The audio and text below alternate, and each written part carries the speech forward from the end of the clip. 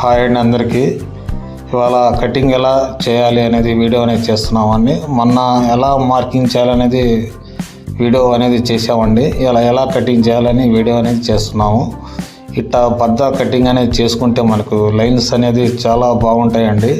చూడండి, ఇట్టా ప్రతి రాయి కూడా ఇట్టా మనం టేపుతో కొలత పెట్టుకుని బద్ద అనేది బిగించుకొని కటింగ్ కనుక చేసుకుంటే మన ఫిట్టింగ్ వేసుకోవటానికి చాలా బాగుంటుందండి.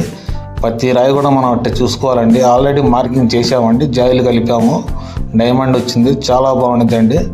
ఇట్ట కనుక మనం కటింగ్ చేసుకున్నప్పుడు ఇట్ట శుభ్రంగా కటింగ్ అనేది బద్ద పెట్టి కటింగ్ అనేది చేసుకుంటే చాలా బాగుంటుందండి.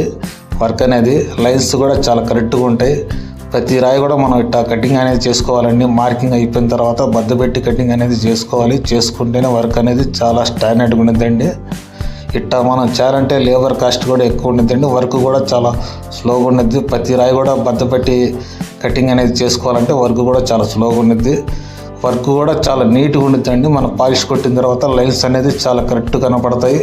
మన జై అనేది కూడా కరెక్ట్ కలిసిపోతుందండి, చాలా బాగుంటుంది. ప్రతి రాయి కూడా ఇట్టానే మనం కటింగ్ చేస్తేనే మనకు ఫిట్టింగ్ అనేది చాలా శుభ్రంగా వచ్చిందండి, చాలా బాగుంటుంది. పాలిష్ కొట్టిన తర్వాత జాయింట్ అనేది రాదు. ప్రతి రాయి కూడా 4 పక్కల బద్ద పెట్టి కటింగ్ అనేది చేస్తామండి శుభ్రంగా. చూడండి, మా వీడియో కనుక నచ్చితే లైక్ చేయండి, షేర్ చేయండి, సబ్స్క్రైబర్ చేయండి ఫ్రెండ్స్.